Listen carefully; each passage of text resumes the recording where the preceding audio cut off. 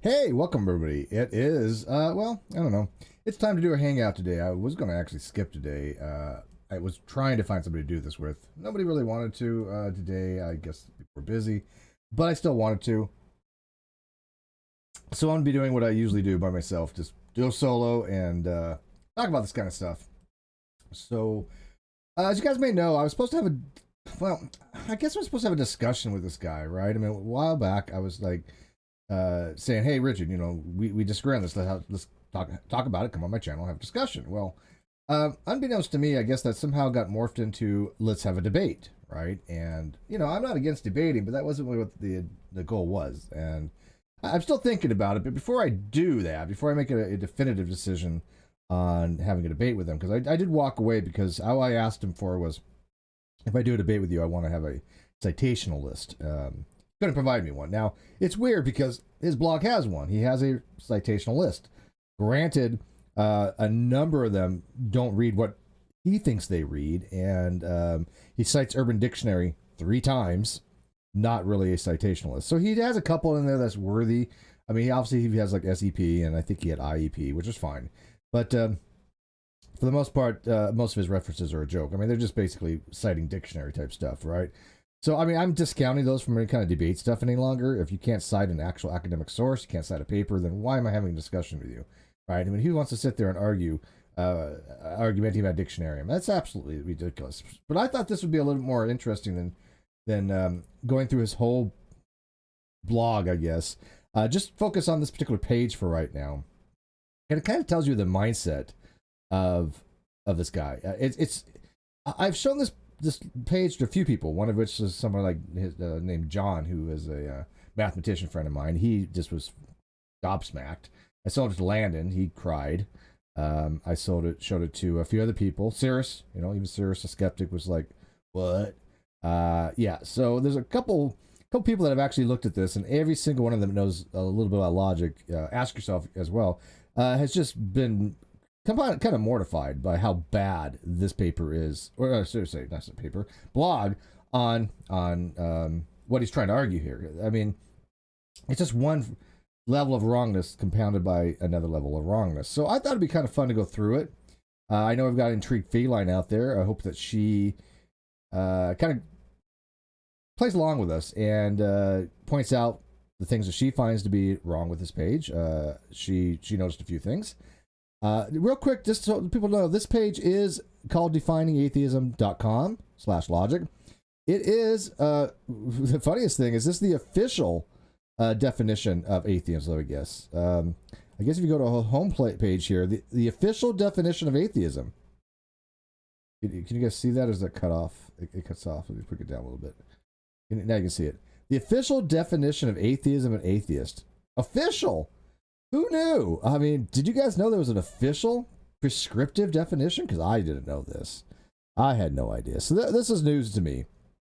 I mean, all these years, I guess we've been all doing it wrong because there was an official definition we weren't aware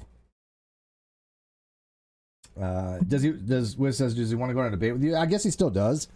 And like I said, I told him I'd reconsider it because he does have a reference list. This is his reference list. Now, this is kind of hilarious. Oxford Dictionary.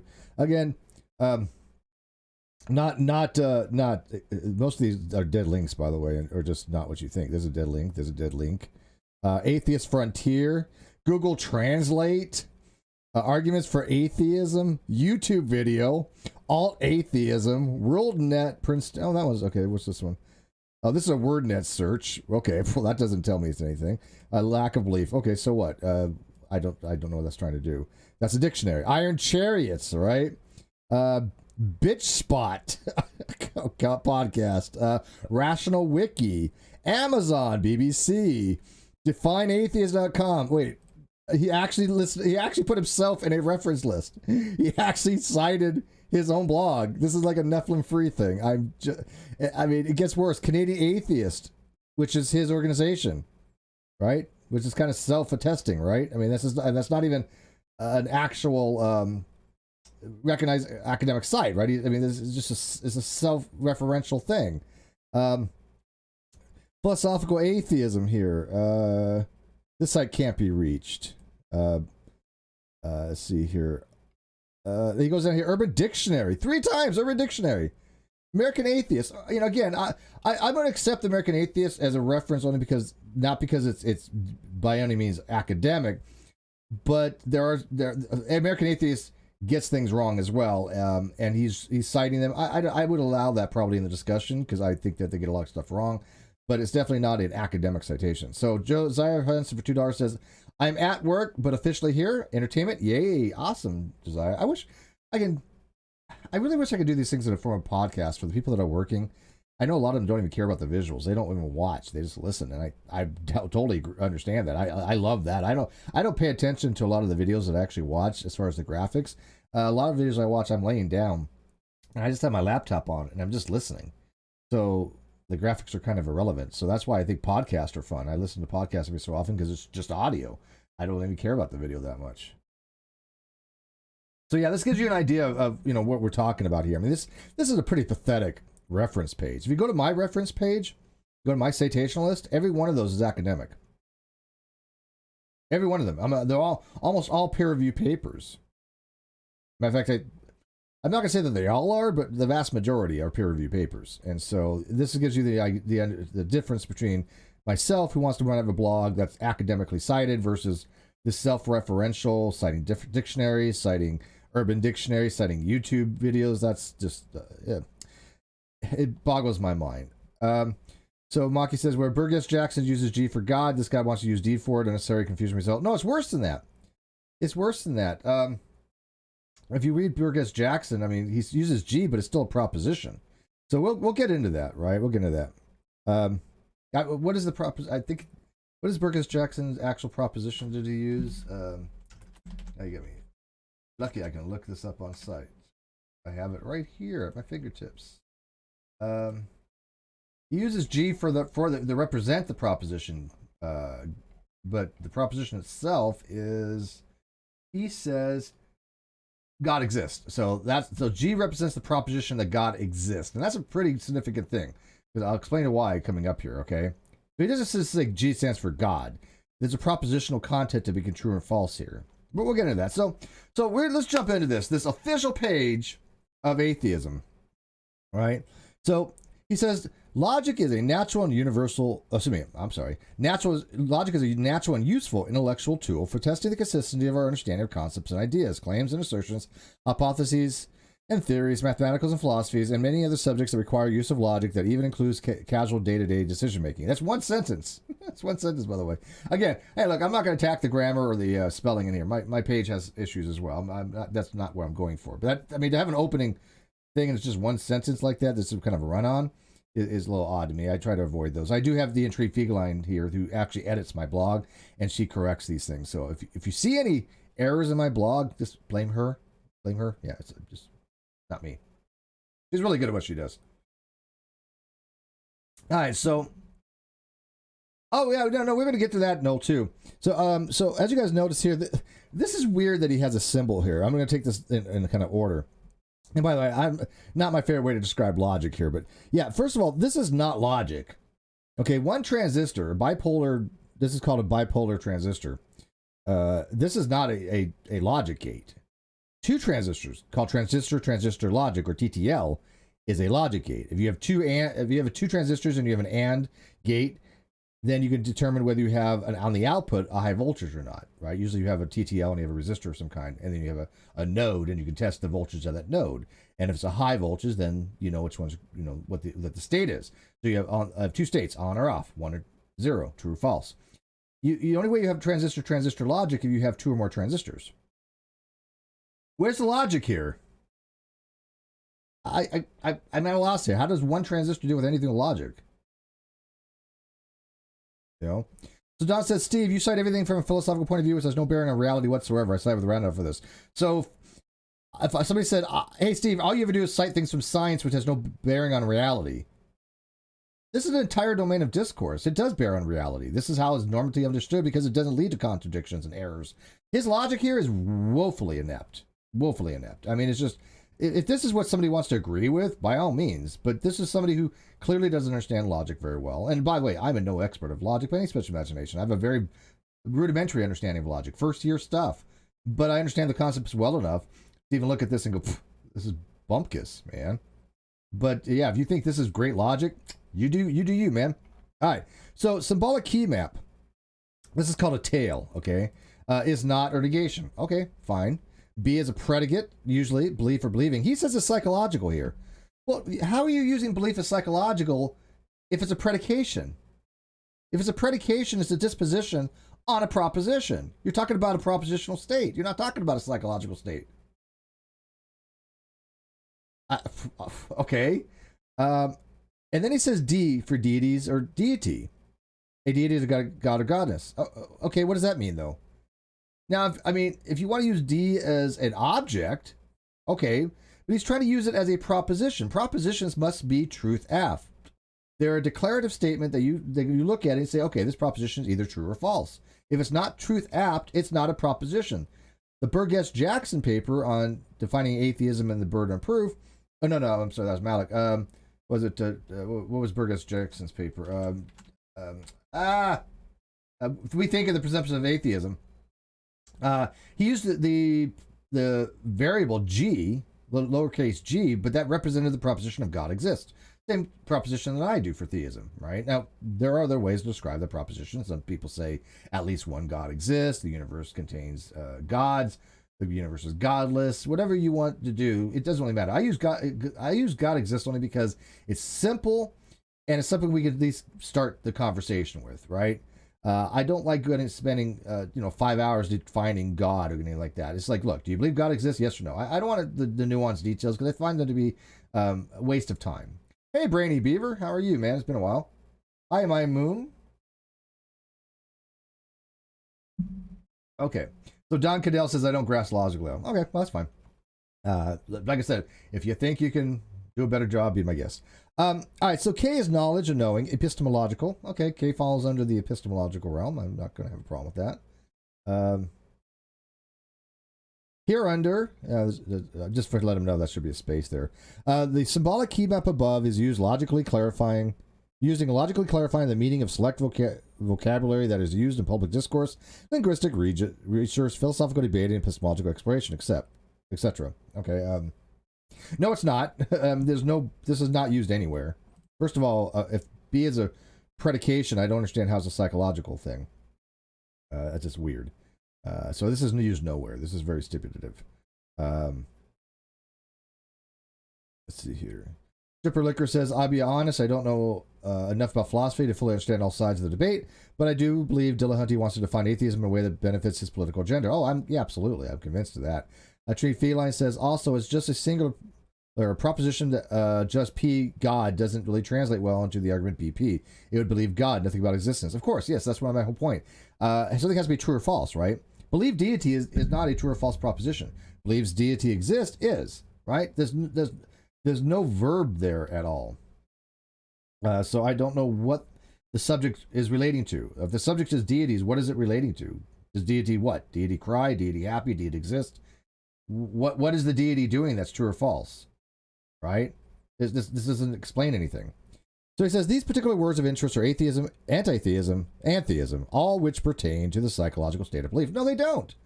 Again, you're dealing with a proposition. As soon as you're dealing with a proposition, you're not talking about psychological states. You're talking about the belief as in what is being believed about the propositional content. That is a propositional belief. That is not a psychological belief. The difference being is you can't test psychological beliefs. If I say I believe the sky is blue, that is a propositional belief about the propositional content being true. If I say I don't hold a position either way, I just have to suspend judgment, that's a second order belief. It's a psychological belief. It's just a belief that I suspend judgment. So we don't argue about that, though. Do you want to argue if I have a psychological belief that I suspend judgment or not? Why would you waste your time with that? We don't even do that with atheist or theist. Do we really go, hey, theist, I don't believe you actually have a psychological belief that you believe God exists? Let's test that. Let's argue about that. No. If a theist says, I believe God exists, you take him at their word and you have a conversation, right? And if you think they're lying or being a po, then whatever. But we don't spend a lot of time arguing if people hold a psychological belief or not. They tell you they do, they do. Sure, they could be lying, but what's the point, right? If an atheist says, look, gods are bullshit, Okay, I'm going to take them at their word. I'm not going to sit there and go, well, you don't have a psychological belief with that. I mean, when that's not always the case. Obviously, there are people that lie. We get this, right? But do we want to spend a lot of debates and discussions worrying about who's lying about whether psychological state, you know? All right, so here he has not BD, atheism, not believing in deities. Where does he get that from? What? If not believing in deities, I don't. Where's the in come from? This is not even a proposition. In deities is not a proposition. It's not something that's true and false. It's just like he just made this up. Then he says, is more commonly known as absence of belief in deities, and can accurately be characterized by the statement, I don't believe in deities. Then the symbol indicates not or absence, consistent with the A prefix meaning without, while B and D symbols inform us of the belief in one more deities. Theism is the subject at hand. Well, A is not necessarily without or not. It can mean other things. There's multiple meanings for the Greek prefix here. The A Greek primitive is called. And so is it used without or with not? I mean, with the etymological thing of A is in atheism is without. We all know this. But it's not the same as saying not. Not means the negation of the proposition, right? So not believing in deities here, first of all, how does he get this from this? There's no connector there. It would be read as, it is not the case, believes deity. How is that logical? I mean, if you say D would be the proposition, that's not even a proposition. In deities is not a proposition, right? You could say a proposition, you know, Steve believes deities exist. That's propositional. That's either true or false. Now, it's kind of weird to do so when you start using indexicalities like that. The reason being is if I say Steve believes God exists, and then if I put it in gnostic logic about belief, and then I end up saying, well, I believe that Steve believes deity exists, which is a true statement, right? But it gets a little confusing when you start adding specific indexicals into a proposition like you, I, and proper names. Now, again, that's not always the case. There are many times you would use proper names in a proposition. I'm not saying you shouldn't. But but something like this, you don't want to have an indexal. You just say, God exists. That's the proposition. God exists. That's either true or false. It's an ontological case, right? So, all right. So then he says, believes not deity, whatever. Okay. Anti-theism. Well, okay. Now, he uses anti-theism way differently than everybody else. I mean, just way differently. It's a private language argument, I think. He says, belief that there are no deities. Well, that's not normative. Now, I have seen a handful of people have used it like that, but that's so atypical. It's ridiculous, right? I mean, so every atheist out there, everybody that watches my channel that's an atheist, because you have the belief that there are no deities, according to him, you are now an anti-theist. That's not how it should actually work, right? I mean, that's not... And then it's funny because he notes down here, the word anti-theist is polysemous. In this document, anti-theist is meant to convey is not meant to convey an anti-religious position, which is normally what it is. Anti-theism is against the position of the belief of God and or religion. Right, and I notice he doesn't put this qualifier for atheism, right? He doesn't say, he's even saying here, atheism is polysemous, because he has the, quote, official definition of atheism. BD, theism. Oh, let me read this further. So, the belief there's no deities is a position that is diametrically opposite to belief in deities. See, theism. Theism, see next century. The B symbol indicates belief, while the not and D symbol informed us that no deity is the subject at hand. Well, that's not what it informs, because you don't stipulate it up here in your legend. You just say D is deities. You don't say believes deities deities exist. You're missing that. It's complete. It's not a proposition. It cannot be true nor false. And then he says, BD, theism, belief in one or more deities. That's again not the proposition here. You know, how does he get this belief in one or more deities if his legend is just deity? He would have to stipulate in the legend, D stands for believes one or more deities exist. That would be a proposition, right? It is ontologically the case that one or more deities exist, or it does not the case. It's not the case, right? That is something that's propositional. I mean, do people understand a proposition has to be truth apt? It has to be able to be true or false. All propositions are statements, but not all statements are propositions. If I say, let's see, go to the movies, that's not a proposition. It's a statement, right? But it's not a proposition. So there's a huge, massive difference to be had there, right? But if you have a declarative sentence like Cheshire wants you to go to the movies, that's declarative. That's either true. That's either true or it's false. That's a proposition, right? It is the case that Cheshire wants you to go to the movies or not. She says, Cheshire says, "Can you check to make sure Adam Morgan isn't hidden?" Yes, I can do that actually. I can do that in real time actually. If you just give me kind of 5 seconds here. Talks amongst yourselves for a second in the live chat there. While I get Adam Morgan back. Man, I'm telling you, man, I don't know how people accidentally get hidden anymore. I mean, it wasn't like even that rogue guy anymore. It just, for some reason, people have accidentally been getting hidden. I'm not sure why. Maybe it's friendly fire. I don't know. But yes, I will correct those when I find those. So I'm doing it right now. Because that way he can talk. Give me 1 second here. I'm in my tab. Did I find him?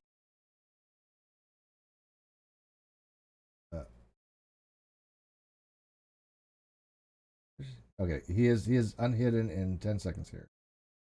It's really slow in the beta. You got to click it. It takes about 5 seconds, and you got to save it. That takes about 5 seconds. All right, he is unhidden, Chesh. There you go. I'll leave that open just in case we get more. You're welcome. You're welcome. All right. And by the way, if you get unhidden, you might have to refresh. I'm not quite sure. So Brian Stevens says, shouldn't he give not B, not D, or reclassify atheism as not B, D, and not B, not D? Yes. Well, in that particular case, sure. Because atheism would not just be this. Atheism would be not BD and not B, not D as well, because that's assuming the agnostic position in some ways, right? Now, again, there are epistemic differences, but again, this is where it leads to confusion. If you're going to define atheism in the weak case like this, technically it's going to be the exact same thing, logically speaking, as agnosticism, which I've proven using actual logic, not this guy's logic, but real logic. Because if you don't hold to the positive case, the only other option really is suspending judgment, which is going to be agnostic. So, yeah, you're exactly right. This probably should be not B, D, and not B, not D. But that, of course, would be logically agnostic, and he doesn't want to do that. Hi, welcome back, Adam. We see you. All right, so let's continue on here. BD theism, belief in one more deities, is a position that diametrically opposite. The B symbol indicates belief, while the D informs the deities is the subject at hand. There's no verb there, but note that monotheism is belief in a single deity, and polytheism is a belief in multiple deities. Okay, so what? If you does it really care whether it's single or poly? It's one or more. When one or more God exists. When we say God exists, what we're saying in that, when we're trying to make it very simple, if you believe that, you also believe that if you're a polytheist, that is true, but there's more than one God, right? So if you say God exists, a polytheist would still answer that question. Yes, in the affirmative. In the non-classical approach. Now, again, I always have said this. I deal in the non-classical schema. Dr. Kenny Rhodes would be in the classical schema. I don't care which one you pick. There's no right or wrong. But when I say God, I don't give a crap what God you pick. The Catholic God, the Christian God, the Mormon God, the Jewish God, the Muslim God, whatever. It doesn't matter. Just any God.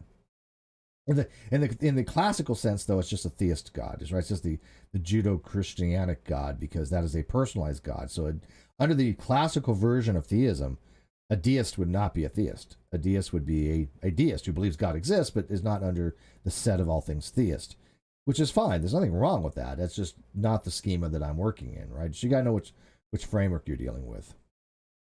So he says, included for a more complete perspective that is intended to resolve points of confusion that sometimes arise are agnosticism and gnosticism, both of which pertain to the epistemological subject of knowledge. That's misleading, though. That's very misleading.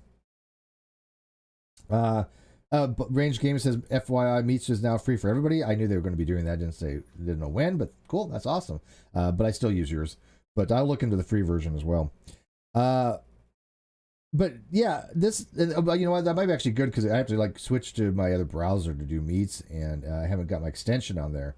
where on Google Chrome there's an extension where you can actually make your video the same as other people. I don't have that for Firefox, so I've used Firefox to go into your stuff, Paul. All right, so this is not exactly the case. Agnosticism and Gnosticism really are not dealing with knowledge. They're even agnosticism is still a belief. It's a belief about knowledge if you take it from the epistemological proposition, right? It's the belief that gods are knowable or unknowable.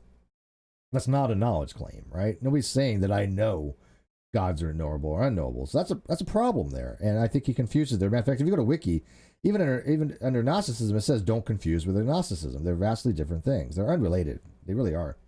Adam Morgan, $2. Zemo and I cried with this page. Yes, and I did send this to my friend Zemo, who I think he has a master's degree in logic, doesn't he? Is he working on his PhD in logic? But anyways, it doesn't really matter. He's like one of the smartest guys I know in logic next to Malpass. And I sent him like 6 things that this page had got wrong, and now he responded to me with this angry symbol. And I'm like, oh, Zemo's never going to talk to me again. I made him so mad by him having to read this because it was just so bad. But he goes on to say, not KD. Okay. Not having knowledge of deities. That's not what it would mean logically. Okay, let's say arguendo that D was God exists. Let's steelman the hell out of him here. Because that's not a well-formed formula by any means if you don't have a proposition there. But not KD would be the predication of knowledge, meaning to know. That would read as does not know gods exist. Not having knowledge about deities. I mean, what does it mean not having knowledge about deities? I know about deities. Doesn't mean whether they exist or not. But there's a huge difference saying I have knowledge about deities as it is saying I know deities exist or I do not know deities exist. That's also completely different from the different proposition altogether of saying I don't have a belief about the knowledge of gods existing or not, right? So if I have Q equals gods are knowable, if that's my proposition, gods are knowable, it's not really KP on that. It would be BP, right? Believes that the proposition gods are knowable is true. That'd be a hard agnostic, it's called. If I believe it's false, it would be a soft agnostic, right? But merely having knowledge about a deity, how is that related to anything propositional? We all have knowledge about deities, at least conceptually. And that's not even what agnosticism in the epistemological proposition is about. The proposition is gods are knowable or unknowable, not if you can know about them or not. I mean, I don't know. It's just because, again, deities itself can be conceptualized. It doesn't necessarily have to be the object it's pointing to. I don't know. I think it's really worded about this. Is just maybe I'm being a little bit too precise on this. I don't know. I just like the way I don't like the way that's worded. Not having knowledge about deities. I mean, if he means it to be unknowable about the deities themselves, okay, I might grant it to him. But it's still weird to say not KD because that's saying does not know gods something or other. I mean, if you're going back to the D being gods exist, it means I don't know gods exist, right? Rather than I believe gods exist or I don't believe gods exist. Bradley says, you have knowledge about deities. I only have knowledge about propositions. I have knowledge about deities conceptually speaking, right? I mean, they're the concepts I understand about. You know, do you know about Zeus? Yeah, you know, he was the king of Olympus, and he had multiple wives, and he would change and to different forms and seduce women, and you know that kind of stuff. Yeah, so I know about Zeus, but I mean that's the concept, right? But when we're talking about the knowability, I mean, obviously we're talking about the gods themselves. That's what I'm saying. The knowabilities, are gods knowable, not about them. I don't know. Again, maybe I'm a little bit more, I don't know, pendant on this than I should be, but I don't know. But the logic is definitely wrong. There's no question about that. I mean, not KD doesn't make any sense. It just means not know God. No, excuse me, not know deity. That's incoherent. It is also known to mean the absence of knowledge about the mystical. Well, now he's changing the predication altogether. Is it about the deities or about the mystical? Gnosticism, I mean, I don't remember it being about mystical, but it is more commonly characterized by the statement, I don't know if deities are real. Well, Well, no. Well, sort of, but that's ontological now. Now you're saying I don't have a position on God's ontology, that I don't have a position that gods exist or not. Now you're not. Now you just switch from the agnostic epistemological proposition back to ontology again, right? Which by the way, I'm fine with that as being ontological. If I say I don't know if deities are real, what am I saying? I'm just saying, look, I don't have a position on the proposition that gods exist. I am agnostic toward it, right? And what I mean by is I don't know. I don't have a way of answering it. I don't know how to answer it. It's not having anything to do with knowledge. Again, read my blog on the difference between ordinary doubt and epistemic knowledge. They're completely unrelated. If I say, hey, I don't know if it's going to rain tomorrow, I'm not claiming I don't have knowledge about tomorrow. I'm saying I don't have a way to answer the question about even belief, right? If I say I believe it's going to rain tomorrow, that's not a knowledge claim. So when I say I don't know if it's going to rain tomorrow, I'm actually saying I have no belief either way, is what it's really saying, right? It's not saying I have no knowledge either way, because I don't go around saying I know it's going to rain tomorrow. Of course not. You say it's going to rain. Do you know? Hey, Steve, do you know it's going to rain tomorrow? I don't know. Do people really think if you ask me if it's going to rain tomorrow, and I say I don't know, that somebody's going to come along and say, hey, Steve doesn't have knowledge about tomorrow in the epistemological sense, right? He doesn't claim that he knows it's going to rain tomorrow. Well, of course not. Because it's a belief question being asked of me. So let's go on here. Hence, the most commonly used context threads tends to focus on deities, which by definition are mystical. Okay, I agree with that. As a knowledge position, never is agnosticism a knowledge position. Nowhere, ever. In any philosophy thing I've ever read is not agnosticism a knowledge position. Show me one place agnosticism is a knowledge position. It may be a position about knowledge. It might say, hey, agnosticism is the belief that gods are unknowable or knowable, but that's not a knowledge position. Nowhere does agnosticism say agnostic a person who knows something. Never, nowhere.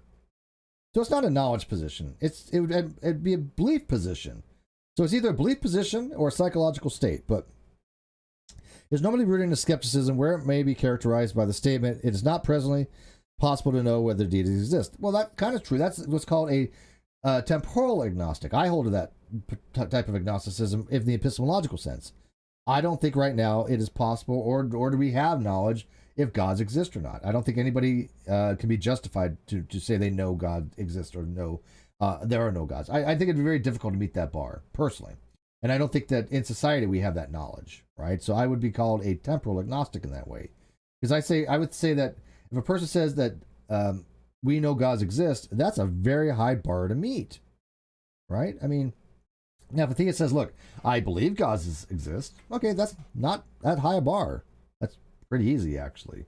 But to say it's a knowledge claim is much more difficult. And I know that theists do that. A lot of them say, hey, look, I know gods exist. But if you asked about their justificatory conditions, most of them can't meet it. I would say pretty much none of them can, probably. But they can be justified to believe it, but to say that they know, the first question to ask them is what theory of knowledge you're using. If they don't know what the theory of knowledge they're using, how are they going to have a well-formed argument that they claim they have knowledge of that, right? Mike says, what would you call someone who doesn't necessarily say, I don't know if it'll rain tomorrow, but the thrust is more, I think you're unjustified in saying it will rain tomorrow? I don't know. If you say, I don't know it's going to rain tomorrow, you just don't have a position on it. You're agnostic. You just say, I don't have a belief that it's going to rain. I don't have a belief that it's not going to rain. That's it. You're just agnostic. All right. Moving on. The not symbol, or the tail symbol, this is a tail or not, indicates not or absence. Well, not necessarily absence. This is a logical symbol, right? This is a logical symbol to mean not or negation.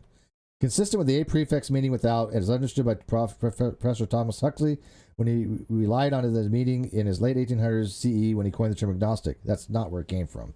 That contrasts with gnostic, which that's, again, not where it came from. He coined the term during a seminar. I think it was a get-together after the seminar, but he felt that he didn't have an actual name for his position.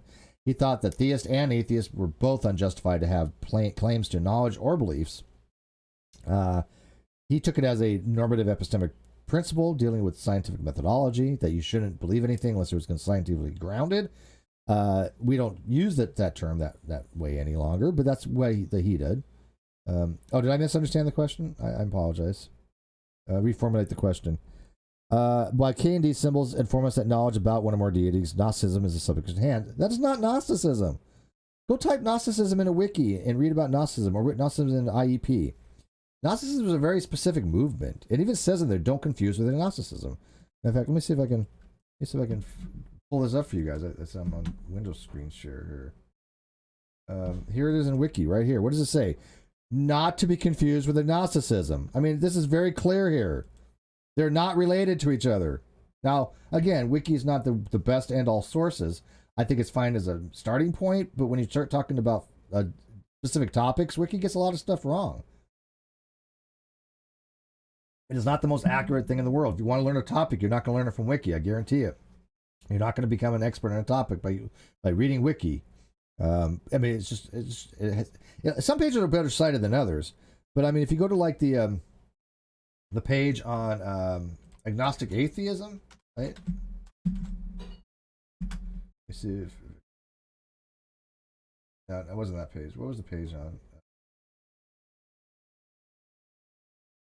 No, it wasn't that page. There's some other pages that I was looking at that I even said on it, this is really poorly cited. Maybe it was a burden of proof, I think. Let's see, was burden of proof now? Anyways, a couple pages on this is it's like so poorly cited. It just they didn't have any way to really cite it. There was just not much on it. So, all right. So, KD, Gnosticism, knowledge of one or more deities. Well, again, no. The proposition would be about the knowability, not that you claiming knowledge, right? So this is very confusing. Is this stating that you know gods exist, or that you stating that you believe that knowledge is possible about gods? Those are vastly different things. And this would be KD would be no something or other, no deity, it's supposed to be no deities, know that deities are knowable or something. This would not even be K. This would be B, right? I mean, again, but it'd be a different proposition. You can't use the same proposition here and here. This is about ontology. This D here for this deity would be, if we steel man him, would be about the ontological nature of God, God's existing. This is a completely different proposition down here, right? This is about the knowability of gods. I'm trying to keep up with the live chat here. It's really hard. So I'm trying here. Let's see here. On the wiki, there's a list of definitions under Gnosticism under academic studies. Yeah. And by the way, I even to show you guys the actual logic on this. And again, this page has not been vetted, by the way. I will admit that. I wrote this one way late night one time, and if there's problems with it, I'm totally okay with that. So I'm not going to say this one's perfect, but it gets you the idea. The logical ambiguity of agnostic atheist. I show, and I break down the different way these different things can be shown using the same type of notation, but in a much more correct way. Right? This would be does not know God exists and believes God does not exist. Right? Or you could use it to something completely different, where you're talking about different propositions. Here, the proposition is Q, dealing with the knowability of gods, right? The knowledge of God existing as possible, versus the ontology, God exists. This is not a K situation. These are all B, right? Does not believe knowledge of God is possible, and believes God does not exist, right? So I showed you all the different ways these logical combinations can go together. None of these dealing with epistemology deal with knowledge, because the Gnostic isn't a knowledge position. It's a belief position, right? If you want to use KP, then you can do that, but then it becomes does not know God exists, right? But that's a different proposition P, not Q as I have it, right? So this is what I'm saying. You can't use the same proposition here dealing with God exists and the knowability of God. So those are vastly different propositions. One's about God existing, existential, ontological. The other one's about knowability of gods, which is epistemological. Do you guys see the problem here so far? I mean, do you guys not see how many different things are wrong with this page so far? And this is a leader of an atheist group. This is the leader of Canadian Atheists, and he has this fundamental problems with basic logic. And then he says that is a knowledge position more correctly defined as knowledge of the mystical, although most commonly used context seems to be focused on deities, which by definition are mystical. The K symbol indicates knowledge, while the D symbol informs the deities are the subject at hand. So what does this mean? No deity. You want to be able to, in logic, to read it like it makes sense. So again, when you take a bunch of syntaxes and you convert it into logic, it's very difficult. I have a hard time doing it myself, because you want to read out all the extraneous stuff, right? You want to keep the proposition, and you want to keep the connectors. But here, when you read it back to into natural language, it makes no sense. This is really literally saying it is the case knows deity. What does it even mean? Is the case knows deity? Don says your logic puts atheism as a faith-based belief. That is incorrect. It is not a faith-based belief. I don't know why you think that. When you state that atheists have a burden of proof, which they do, there's no God, that there's no God, which if they say there's no God, they have a burden of proof for that. That's just basic epistemology. You can't use epistemology to create non-logical argument. I have no idea what you mean by that. That's epistemology 101. You have a belief about something. You have a burden of proof to justify to make it rational. It's not just a positive epistemic status. It is any position with relationship to the proposition. If otherwise, agnostics don't have a burden of proof, which they do. The burden of proof is why have you suspended judgment? Why have you failed to accept the proposition of theism and the proposition of atheism, right? So I'm sorry, Don, you're just fundamentally wrong. I suggest you go research it, go find a paper that supports your argument. You won't, but I have papers that support mine. There you go. So it's just, I mean, anybody who says that atheists don't have a burden of proof is just lying to you at this point. It's well established that they do. I mean, atheists, stop saying you don't have a burden of proof, because why would you even want to say you don't have a burden of proof? I mean, that to me no sense to me. If I believe something, I want to tell you why I believe it. I want to tell you why the theist is wrong. I want to tell you why young earth creationism is wrong, right? I think young earth creation is BS, right? Well, why do you think it's BS? Well, let me tell you. I'll give you all my burden of proof for it easily. I did it for years. And why would I want that watered down to just mean, oh, I lack a belief that younger creation is true? I have atheists that I know that are pissed off that new atheists do this. They're like, we don't want to be associated with these atheists that just use lack of belief, because we're not that. We believe there are no gods. We don't want to water down. We want to tell people our burden of proof. Why do we want to be watered down to just merely lacking a belief? I sure don't. I get it. I believe that young earth creationism is bullshit. Straight up nonsense. Why do I want that watered down to just lack of belief? I want the burden of proof in there, Who wrote this? This is, as far as I know, Randolph wrote this. Now, again, I can't be positive of that, but he said it in his blog, so I am assuming that he wrote this.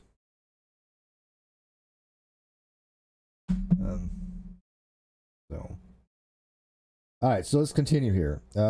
In summary, why atheism is a psychological state of not believing in deities. No, it's not. That's a propositional state. Not believing in deities, which, by the way, is not even a proposition. In deities is not a proposition. The proposition would be not believing deities exist, because now the propositional content is deities exist, which is true or false. So let's steel man him a little bit here. Let's make in deities deities exist, what's the actual proposition. So why atheism is a psychological state of not believing deities exist. Well, I mean, granted, I guess if he's using it as a psychological state of non-belief, then yes, he would be right. That would be a psychological state, okay? If you convert this into an actual proposition, right? And the reason being is it's a second order belief, right? So it's a psychological belief about the proposition. If I say I do not believe P and I don't believe not P, that is a psychological state. That is a second order belief about a belief, which is we normally call agnostic. So it's just the way this is worded is really poor. It differs from agnosticism, spelled wrong. But again, I have spelling errors too, so I'm not going to criticize that. Just pointing it out for if he watches this later, he can fix it. Which is the epistemological subject of not having knowledge about deities. Not Gnosticism. I don't know what he means. All right. So this gets even better. You think it can't get any worse. You'd be wrong. So propositional logic. In propositional logic, the question, do you believe in any gods, is deities is a syllogism, containing a single proposition which may only yield a response of true or false, which means not true because a proposition can only affirm validity of a statement being proposed. This right here is probably one of the dumbest things I've ever had to read in my entire life. I probably lost 2 years of my life by reading this. Let's break this down. The question, do you believe in deities, is a syllogism? No, it's not. A syllogism is normatively two or more premises to form a conclusion. In Aristotelian syllogisms, you have three premises. You have three statements. You have two premises and a conclusion. A major premise, a minor premise, and a conclusion. There's two major types of syllogisms there. There's a categorical syllogism dealing with all, like all humans are animals. Steve is a human, therefore Steve is an animal. That's a categorical syllogism, right? There's also hypothetical syllogisms, which may not always be the case based upon the soundness of the argument. But a hypothetical syllogism would be more along the lines of, if the moon is made of green cheese, then I am a moose. The moon is made of green cheese, therefore I am a moose. You have a premise, a major premise, a minor premise, and a conclusion.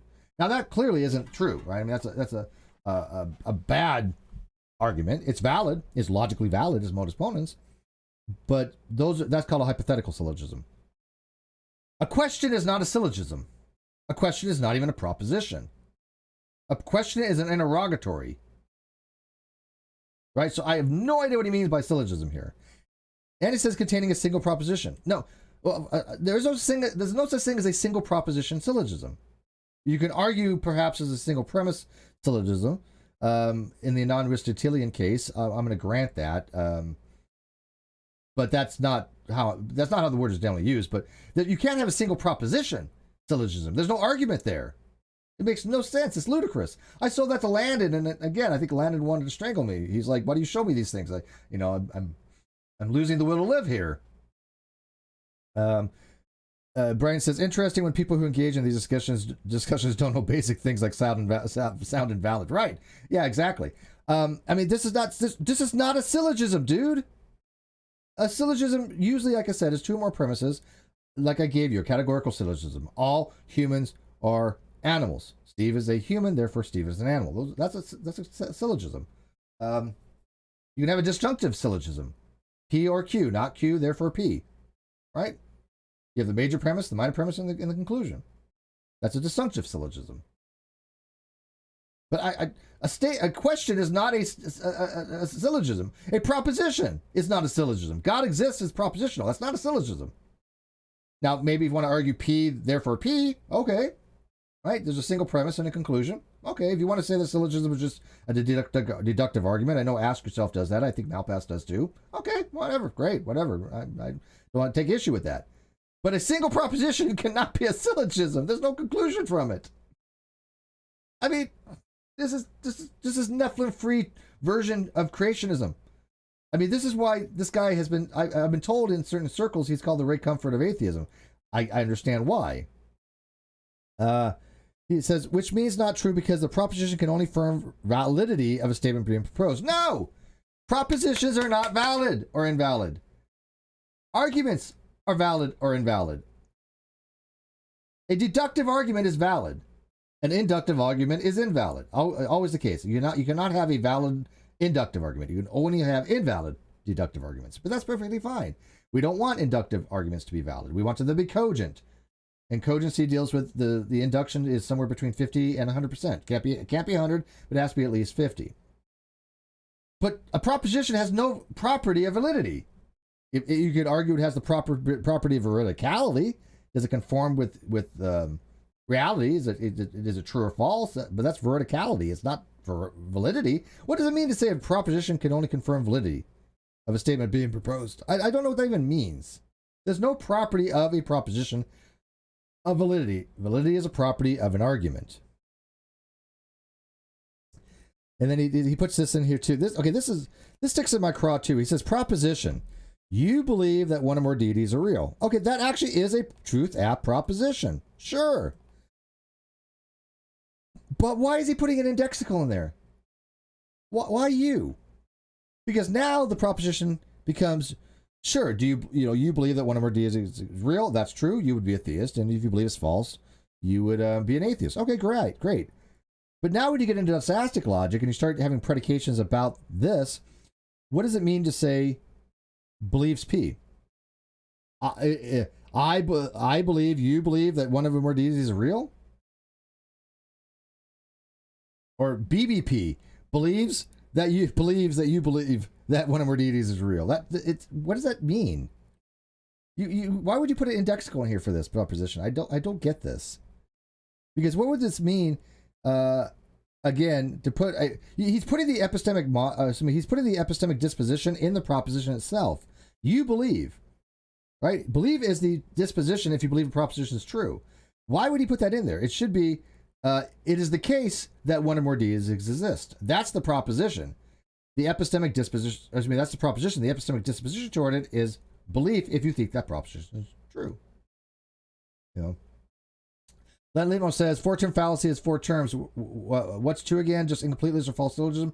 No, I mean, I know Wiki says it's two or more, but I think there's an argument being made that you can have a single premise syllogism if you're using syllogism in the non-Aristotelian sense to mean a deductive argument, right? And some people do that. I know that, like I said, Ask Yourself does that, and he says Alex Malpass does that, and I know, okay. P, therefore P is a valid deductive argument, right? If they want to call that a syllogism, I don't have an issue with that. It's a single premise, but it's still a conclusion. So I wouldn't call it incomplete, right? But four-term fallacy is a four-term fallacy of a syllogism where you have three premises, but you have four different things in it, right? Oh, by the way, I've committed that fallacy before. And do you know what happened when somebody pointed it out to me, Lumo? I fixed it. I didn't sit there and go, I'm going to double down on this. I was like, yeah, they're right. Why was they right? Because logic is objective.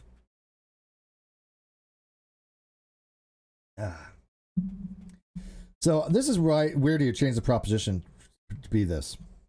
A theist will agree that the proposition respond true. Okay. We can't discern from this response whether they're a theist or a monotheist or a polytheist because their answer doesn't and can't indicate how many deities they believe in. So at best, we can only deduce that they are a theist, of which monotheist and polytheist are two common subsets. Okay, so who cares though? I don't really care. I don't know why he's making a big deal about polytheism versus monotheism, right? I just don't think it's a big issue. An atheist will not agree with the proposition and respond false, right? Well, yes, but here's the thing, though. If you respond false, you may not be an atheist in the philosophical sense. You may not use that terminology, right? I would say that let's say the proposition is you believe that one or more deities are real. How do you answer that, Steve? False. You cannot deduce by that I'm an atheist. There's no logical entailment there. There's no logic you can use to get from A to B that I say false here to I'm an atheist. I might be an agnostic. You know, I theoretically could be like an apatheist that doesn't really suspend judgment, but we'll go with the most normative cases of theist, atheist, or agnostic. But just because I respond false does not entail that I'm an atheist. This is the dishonesty of this kind of logic. They're forcing people to say, look, if I say false to this, you're saying that I must be an atheist. And a lot of people believe that. It's wrong. It is absolutely wrong. I mean, I don't know how many more times we can show people it's wrong. We can't discern from this whether the response is whether an atheist or also an anti-theist because their answer doesn't and can't indicate whether they hold an anti-theistic position that deities aren't real. So best we can do is that they're an atheist. This goes back to his weird stipulative uses of words, right? Because he's claiming anybody who says that there are no gods is an anti-theist, which is bizarre. I mean, it's just bizarre. But that's how he's using it. Now, if I wanted to kind of change this to a more of a normative approach, then this should read as, an atheist would not agree with the proposition and would respond false. We can't discern this from the response whether the atheist is a strong atheist because we don't answer because they're or agnostic because their answer doesn't indicate whether they also hold an agnostic position that deities are not real. Well, this would be strong theist. So I guess this would be up here would be whether they are. We can't discern from this response whether they're agnostic. That's how I would change this. We cannot discern from this response whether. Okay, this would be they. It was whether can't discern from this response whether the atheist Okay, I get it. Yeah, whether the atheist, it should be whether the agnostic is also an atheist because of their answers. That's how I would read it, right? That's how I would translate it if I had to translate it into more of a philosophical context. Because you don't know if they're agnostic or an atheist at this point, just by them saying false, right? A tree feline agreeing so far, by the way. Good. I hope that you are. And by the way, anybody who's ever taken basic logic would agree with this. And I'm not trying to diminish feline. She knows her stuff, but she's learning as she goes. But this is not complex stuff here. This is, I guarantee it. Don't take my word for it. Don't just say Steve's talking crap or whatever. Go ask a logician. Go find yourself a person who knows logic. I guarantee it. They're going to be saying the exact same things that I am here. There's no logician that is going to say that this blog here is cogent and coherent. It's not. It's ridiculous. The Street Light says, no, Steve, you cannot discern whether they're agnostic, but you cannot discern whether they're atheist. You basically cannot discern anything that they're non-theist or non-theism. Exactly. Exactly. That's all you can discern here. If somebody says you believe that one or more deities is real and you say that's false, I don't hold that belief. Which, by the way, this makes it a psychological state.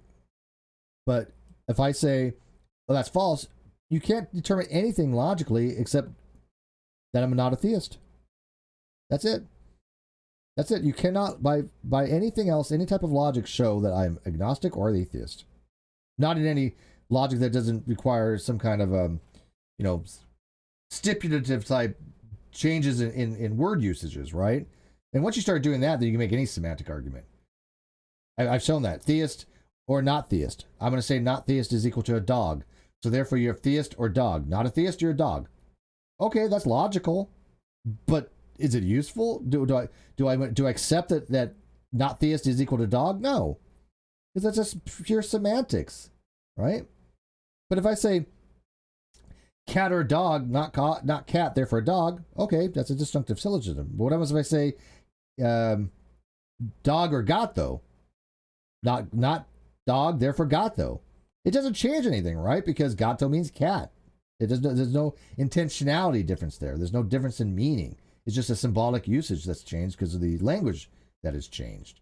But if I change dog or chicken, and I mean chicken to mean cat, then that's a semantic argument because I'm just saying, oh, look, chicken is meaning cat here. I don't mean it to be chicken. I mean it to be cat. Okay, well, sure, then you're not a chicken, you're a cat or dog. Who the hell knows?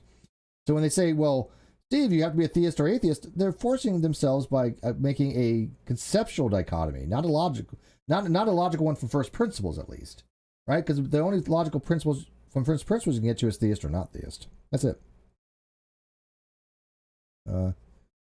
I told Steve is wrong, and he's accepting it right away. Yeah, usually right when Feline says I'm wrong, 90% of the time she's right. The other 10% of the time she's not, and she'll go, oh yeah, you're right, Steve. It's amazing how that works when people actually like respect each other, right? I mean, but she's always right on the grammar type stuff. Like I said, she edits my blog, right? So she fixes my grammar and stuff like that. All right, so let's move on here. To determine any other traits, if the theist is a monotheist, polytheist, etc., or whether the atheist is also an anti-theist, which this is really a ridiculous way to do it, because you don't have to be an atheist or a theist to be an anti-theist.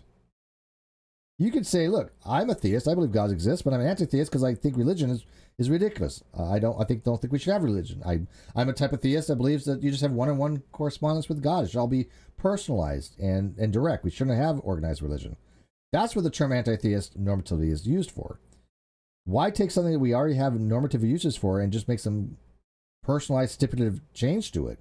Now, I'm not saying that he can't do that. I just don't see the utility because it just adds confusion and it muddies the water. Because this is now this does not allow for a theist to be an anti-theist, right? So what do you call a theist now that is against religion? You already took the term that's used for that. What do you want to call them now? Anti-religious? Okay, but or they could be in a state of like weirdness and they say, look, I believe gods exist, but I'm against the belief that gods exist. It's certainly dosastically possible. I do add Oxford commas. I always use an Oxford comma. Please, I like my Oxford commas. Responses to the additional propositions are needed. For example, the following single... What? The following single proposition syllogism test for the anti-theistic position. Someone explain to me what the hell a single proposition syllogism is. How? First of all, even if you steelman them here or him here and you said, I'm going to allow for a single proposition syllogism, there's something called begging the question. If the proposition is your argument, you're begging the question because you are formulating a conclusion from a single premise. I don't know what the hell this statement means. It's just prattle. What the hell is a single proposition syllogism? Am I off on a limb here? Because I wanted to make sure I was right on this, and I asked Landon, and I asked Ask Yourself, and I asked a whole bunch of Azimo, I think, and a whole bunch of other people. Everybody was just dumbfounded by this.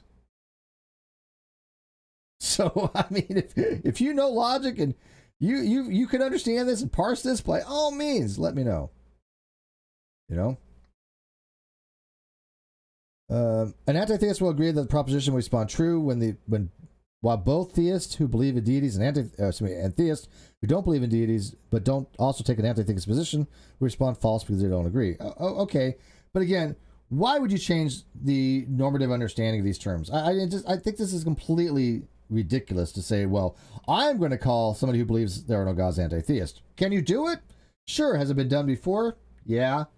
It's unheard of. Go find a paper written where anti-theist is somebody who just holds there are no gods. That's just insanity. Adam Morgan, $2. Super stickers. Yeah, shock. Yeah, exactly. Yeah. And by the way, there was no. I don't know what the syllogism was that he promised. For example, the following single proposition syllogism test for an anti-theistic position. This is not a single proposition syllogism. First of all, it's not a proposition. It's not a syllogism. I don't know what the hell you're talking about, Randolph. I swear to God, I'm not even lying to you. And I'm not trying to be demeaning. I've read better things on Answers in Genesis than this crap.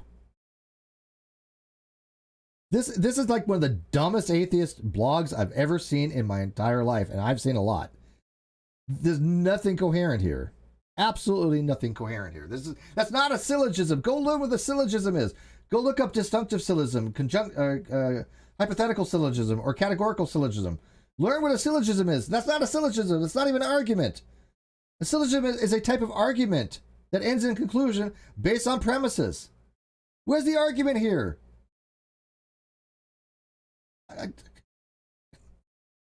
I'm losing my will to live here. I just, for the sake of completeness, a similar single proposition syllogism can be used to test for gnosticism. A Gnostic will agree that the proposition responds true, while the agnostic respond false because they don't agree. You know that one of our God deities are real. No, I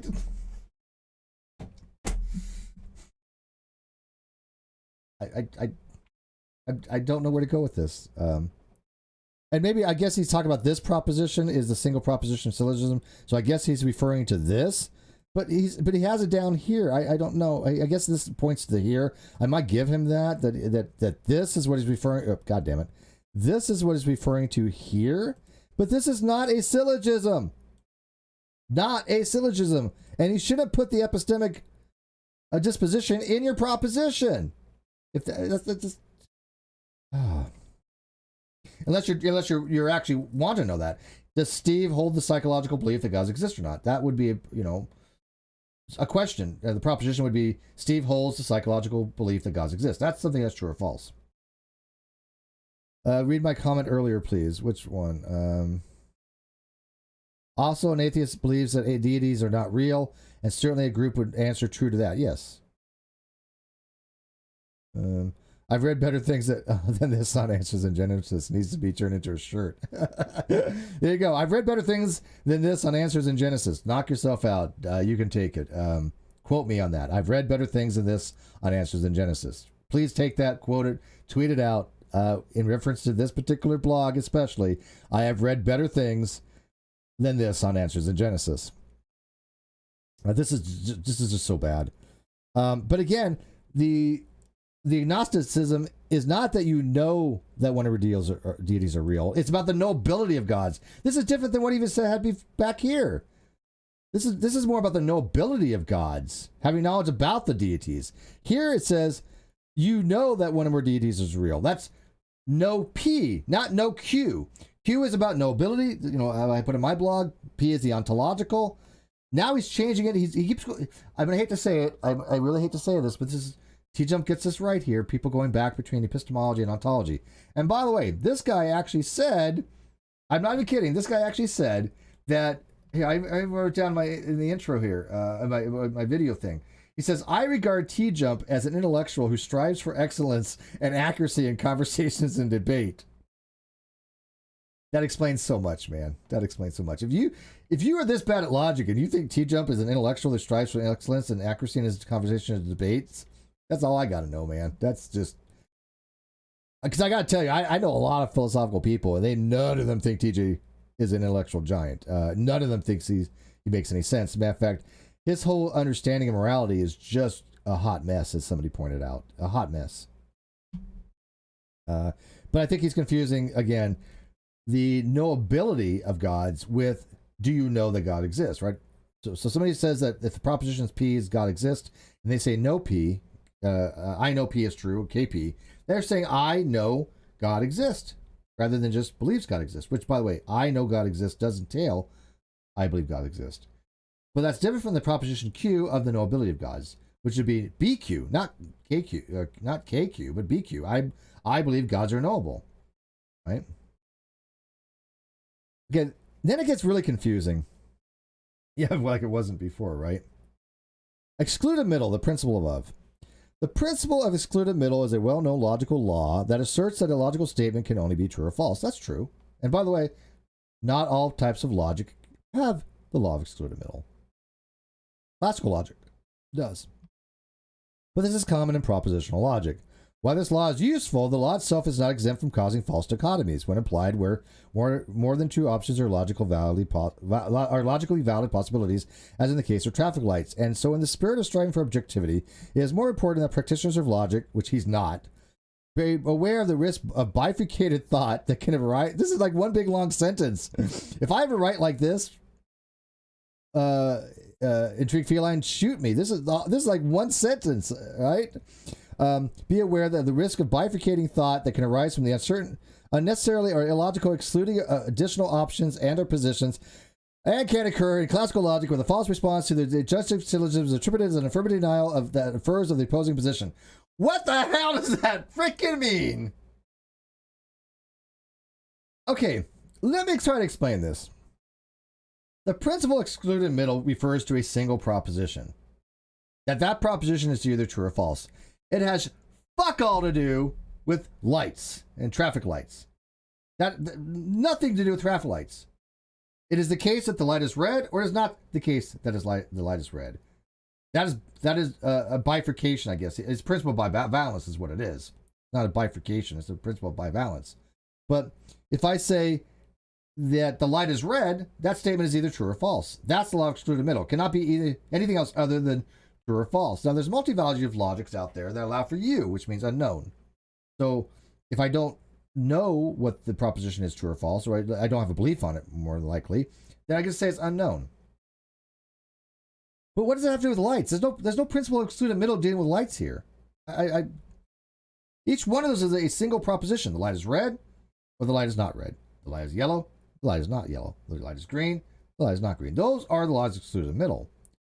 So I don't know where the law excluded middle applies here in this traffic light analogy. Am I so confused to the point where I'm feeling like myself that I'm being gaslit, that maybe I don't have a basic understanding of logic? As straightforward example, a false dichotomy arising from the incorrect application of the excluded middle can be demonstrated with a basic system of signal lights on a motor vehicle. While these lights are best known for communicating the driver's intention to perform left or right hand turn or lane changes, limiting the options to left or right is signaling is a false dichotomy because it unnecessarily excludes default of not signaling. Okay, but look, if I have a disjunction, right or left, sure, I can go neither and I could go both, but if I'm limiting yourself, I'm saying, look, your options are this. That's a dichotomy. It's actually the contraries in the bigger picture, but It's still a dichotomy. It's what's called a disjunctive syllogism. Not right, therefore left. Not left, therefore right. If I'm saying these are your two options, now we all know there's other options out there, sure, right? You don't go either. You go back, you can go forward. But if I'm giving you a limitation in your options, that is a dichotomous relationship, because I'm only giving you two choices, right? It's still a disjunction. But we all know, sure, you can go other directions than left and right. Yeah, of course. But that's not what we're saying when we say, look, you can go left, you can go right, right? We're saying you have to make a lane change. Then you're limiting your universal domain there, right? He says, additionally, a well-known fourth option is hazard lights, which utilizes both sets of signals simultaneously, and is used to indicate a temporary full stop due to mechanical failure, or mechanical breakdown. What the hell's that got to do with the law of excluded middle?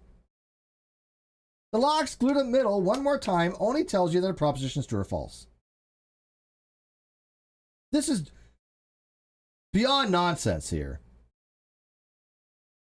Along with that line of thought, it is that, quote, not believing of deities exist is distinctly different from believing that deities don't exist. Anti-theism. This kills me. Anti-theism. And it's supposing that believing that one or more deities exist. Theism. Okay. Believing that God exists entails you do not believe gods exist. Excuse me, believing that no gods exist entails that you don't believe God exists, right? So one does entail the other. The converse isn't true. But there is a relationship there. It's not as distinctly different as he makes it out to be. And in fact, in negation raising, which is a linguistic effect, when somebody hears something, there's a perlocutionary effect from the locution that may not be the illocutionary effect, but it is the case that that person understands it to be that way, which negation raising is where you say, I don't believe, they take it as being, I believe. It is an effect that happens. And it's not exactly being wrong to do so. And I've used the example many times. If I say, hey, Cheshire, are you going to the party? And she says, well, I don't think I'm going to go to the party tonight.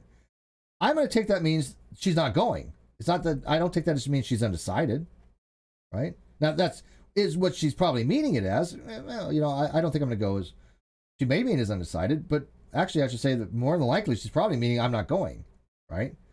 If somebody says, Steve, you're going to the party, I just, if I don't feel like going, I'm probably going to say, you know what, yeah, I don't think I'm going to go tonight.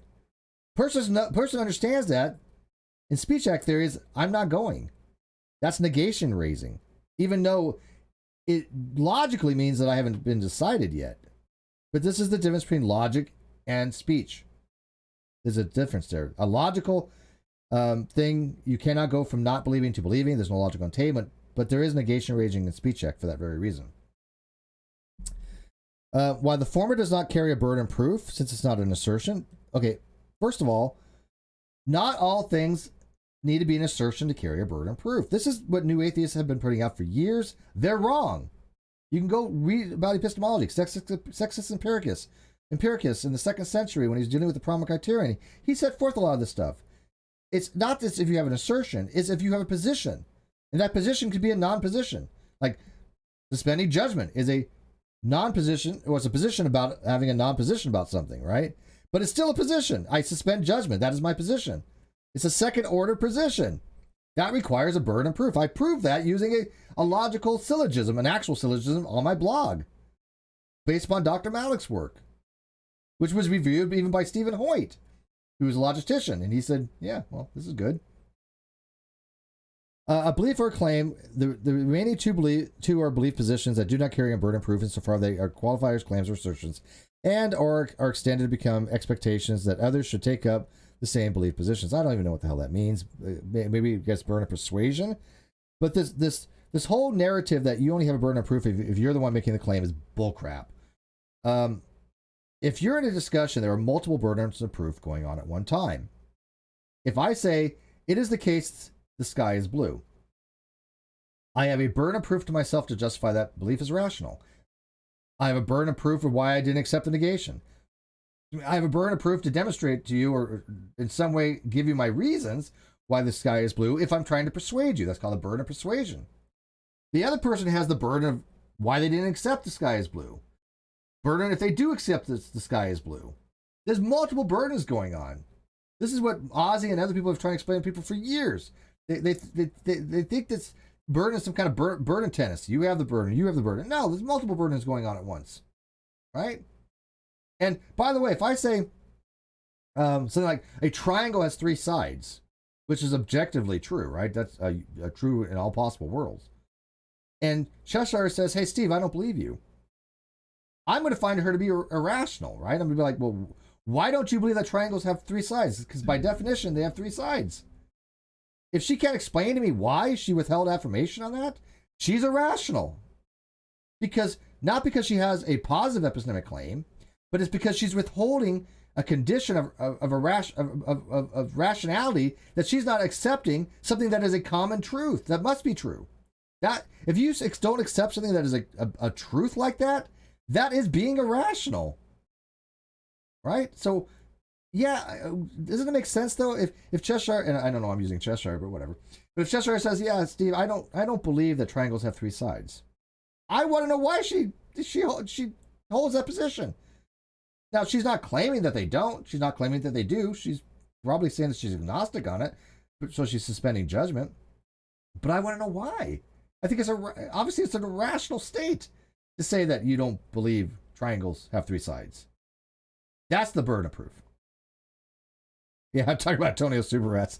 Yeah, well, no, his was the angles, right? I mean, he doesn't seem to understand what 180 is for angles. He doesn't understand 60, 60, 90, right? He doesn't understand what a right angle is. So you have a right angles and you have 60, 60. I mean, he doesn't get any of that stuff, right? But yeah, he wasn't talking about sides. He did agree that they had three sides. He just didn't recognize that at a 90-degree angle, you have two internal 6-degree angles. All right, so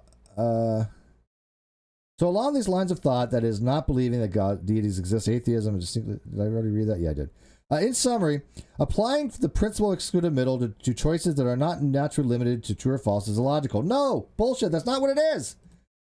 Again, you're talking about a difference between a dichotomy, contraries, and contradictories. Okay?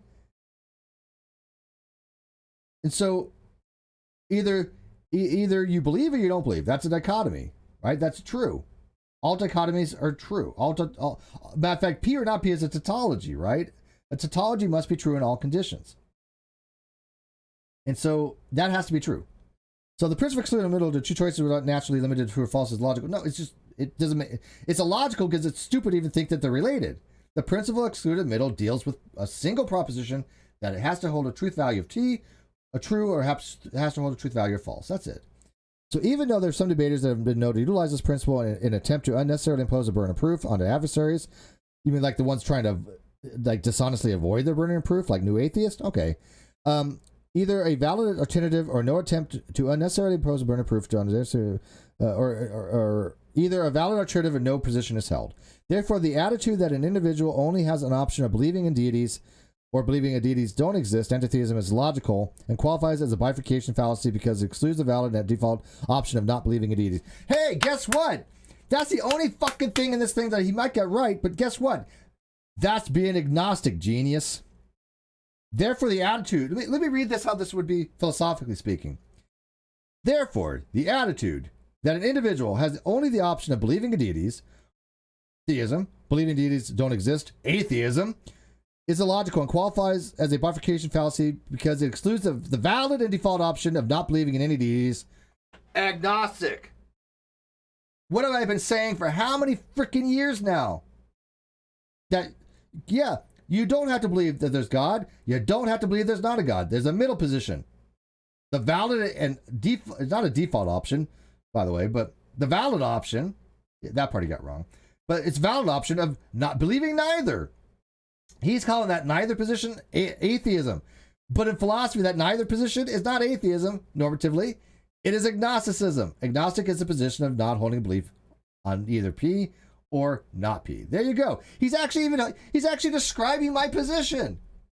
He's just calling it atheism, which, okay, knock yourself out. But in philosophy, that's normatively called agnosticism and being agnostic. So, and by the way, nobody I know says you have to either believe it's true or believe it's false. Nobody. I've never heard anybody argue that in any debate, ever.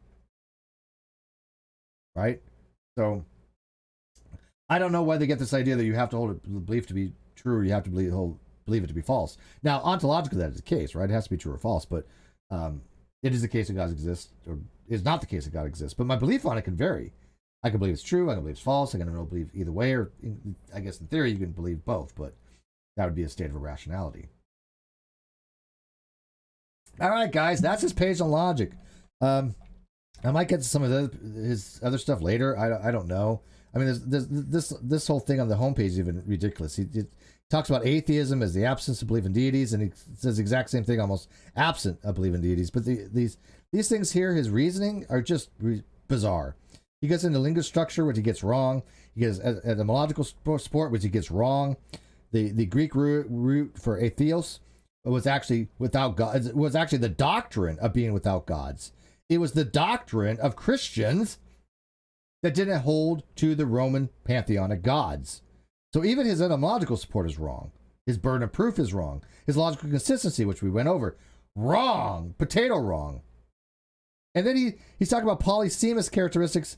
Yet this is a official dictionary. It should be official definition of atheism. But he says the polysemous characteristic is a descriptive principle favoring uses that may vary among speakers. So some alternative meanings to the word atheism can occasionally lead to misunderstanding by limiting the definitional scope or becoming conflated with other words of more suitability. You mean like you do? People like Richard here, the people that are leaders in the new atheist movement, they're the ones causing confusion. The way that I use these terms have been around for 400 years. Sweet Heathen pointed out last night, this is how she grew up knowing these terms. Other people have grown up knowing these terms this way. It wasn't there to expose to new atheists trying to change all these words to mean all these different things. Which, by the way, I'm not saying they can't do. I'm not a prescriptivist. I am a descriptivist. They want to make the words different and use them different, and they think it's going to become normative. Good luck with that. It's not. I don't think it's going to become normative because it leads to problems. But why cause so much confusion by saying, okay, here we have a word like anti-theism. Yeah, you know what? We don't want to use it like this. We're going to use it to mean strong theist. Okay, then what the hell you call somebody who's against the belief of gods any longer? Right? What do I call now somebody who is against the concept of God? Because we had a word for it before, anti-theist, but you've changed that now. So these are the people that have changed words for their own stipulative usages for political reasons, which, again, not saying they cannot do, but they can't force me to use their usages. I'm going to continue to use word usages that are normative in the field, not have horrific logic like this. This is just nonsense. And if people want to say that I'm wrong, that's fine. If people want to say my logic is wrong, that's fine. I've demonstrated that his logic is crap. If you want to go to my page and find some problems with my logic, knock yourself out. See if you go for it. I have a couple arguments that are pretty well vetted. If you can do it, I'll be impressed. One mathematician said, if you can find problems with this, you probably win a Fields Medal, because it's just simple logic. It's like saying P or not P is a tautology. Oh, you're going to find something wrong with that? Good luck with that. You're fighting against well-established logical principles. You're tilting at windmills to say my logic is wrong, but you can do it. But I've shown that this understanding of logic is just horrific. I mean, the lack of predications, the lack of a proposition, well-formed proposition. Saying you can have a single proposition syllogism. It's all, everything in this law. It's just absolutely wrong. So, anyways, I'm gonna take a little bit of Q&A here. Then I'm gonna wrap it up. I'm probably gonna have a debate with this guy on this very topic. But before I did, I wanted to give you my assessment of his page. I have it on record in case he changes it later on, and then get your guys' view on, do you guys agree that this logic is crap? And then please leave comments in the comment section. Somebody asked me that yesterday, like, how come you don't have many comments? I'm like, I don't know. I'm not getting as many comments on my videos as I used to. Probably because people just probably watch live, I guess. They don't watch it after the... Well, I get some after the fact. I don't know why. Why come you guys aren't leaving comments? I should have a new rule. If you're a moderator, member... You have to leave a comment, but then that becomes like problematic, right? And I could never do that. I would never do that to you guys. You know that, because I know for a fact my moderators would leave me very nasty comments, and I'd be like, "You made Steve sad," because they're allowed to say what the hell they want. But after I check their ID, of course, because we all know that I've had to check all my mods' ID. Not one. All right. So questions here. You want to take a look at the etymology page? I did. I cried. but this would take too long to go through. I can do this as a part 2 if you want. This is all bullshit. This is. You know what? I'm going to be on the Dr. Jones's channel. We moved it up to the 20th, and he's a linguist, and he's dumbfounded by the new atheist. He thinks Matt Dillahunty he's wrong. He's even told me that he thinks that these people are wrong. They don't have understanding of the Greek primitive. They are prescriptivists in many ways. Because let me look at what is this? I mean, I'm sorry. What does this say here? Can you guys read this? Let me move this down a little bit again. What does that say here? Let me move it where you can read it there. The official definition of atheism. How much more prescriptive can you get? I mean, good grief. Yeah, read this on your own time, guys, and I'll do a part 2 maybe. But read this. Everything he said about this is not the etymological roots of this stuff. He gets a lot of stuff confused. It's a lot more complicated. And somebody, I think it was Mr. Brass, had a good thing that I don't know if he wrote it or where he got it from, but he really got the etymological understanding of atheism down pretty well. But it was toward Christians that did not accept the belief of the Roman gods. And before that, Plato talked about it as well, I found out. So there was another use of, it brought it before Plato had talked about being without gods. But again, there's specific reasons for these things. It was the doctrine of being without gods. Yeah, and he cites Anthony Flew, but Anthony Flew agrees with me that atheism is more normally understood as a positive belief, right? So yeah, I think that's weird when they quote Flew, because Flew doesn't support their argument. Right? Flew actually supports my argument. He just argues that it should be, the negative, which is a completely different argument, though. But yeah, so I've already looked at this etymological page, but anyways, so any other questions? And like I said, please check it out. Did I put his blog in the? I didn't. I will put his Logic page in the video description now because I think it's only fair. So go check it out. Give him some clicks, whatever. But. Please let me know what you think. I'm really curious. Like I said, I feel like I'm being gaslit, but just by having me reading this, because it's so bad. And I think to myself, am I this bad at logic where this is making sense? But then I have to remember myself. This is the guy that thinks TJump is intellectually, honest and intellectually strives for excellence and accuracy in conversations and debate. Okay, well, I'm sorry, but at that point, you've lost all credibility. Literally all credibility. And also, this is the same guy that's actually been saying to people, well, I can testify this. He said that the Duke is an honest interlocutor. The Duke! And I just read something today by Answers in Reason. Not Answers in Genesis, Answers in Reason, which is a very good podcast and a blog. But Dave from there, who has, I believe, a master's degree in philosophy, he took time to review a lot of things.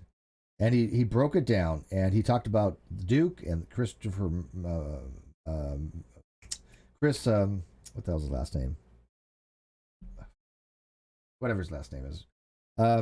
But he broke it down really well, and I'm going to go over that one of these days. I think maybe end of this week, next week, weekend, somewhere in the next couple of days or whatever. Between now and next week, end of next week. But it's really good. It's really long, though. But he did a really good breakdown of the debate that I had, the questions about the debate that I had with Duke.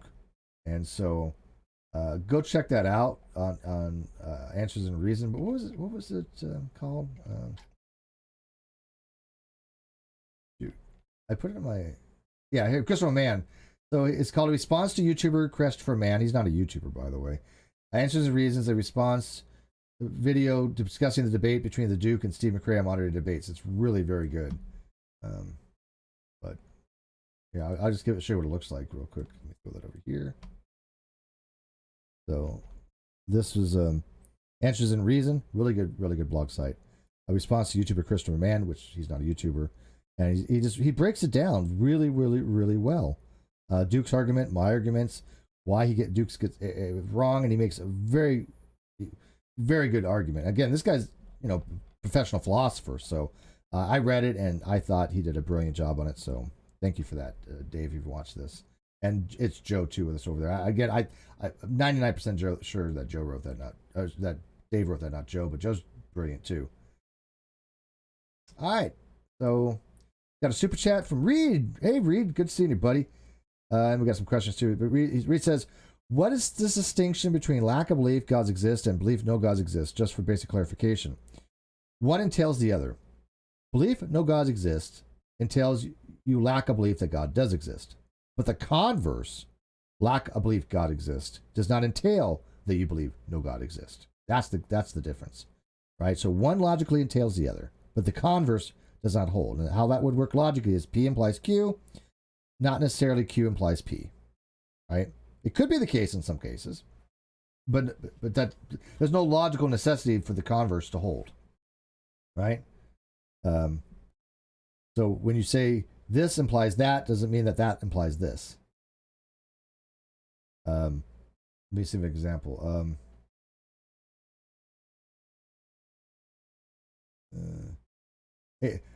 Being a triangle, being a square implies a parallelogram, but not all parallelograms are square. Right? There you go. Question: is it dishonest to not share one's sources except on a need to know if to bias if one really wants to improve the position of potentiality? I think so. I have no problem with sharing my citations. I don't know why he did. Well, you know why I think he didn't want to send.